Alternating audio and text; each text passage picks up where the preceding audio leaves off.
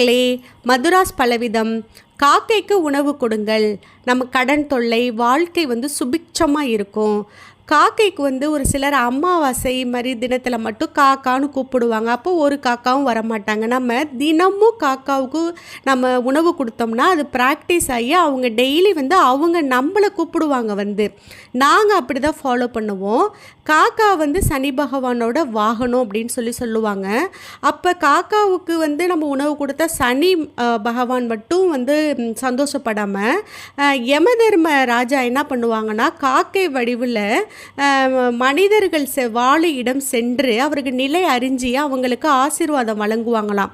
அப்போ சனியும் யமனும் யமதர்மராஜாவும் அண்ணன் தம்பி அப்படிங்கிறதுனால காக்காவுக்கு உணவு கொடுக்கறதுனால அவங்க 2 பேருமே சந்தோஷம் அடைஞ்சு நம்ம குடும்பம் நல்லா இருக்கணும்னு சொல்லி வாழ்த்தி செல்லுவாங்களாம். இப்போ பாருங்கள், நம்ம காக்காவுக்கு மட்டும் உணவு வச்சுருக்கோம். இதை எல்லாரும் சாப்பிட்ருக்காங்க.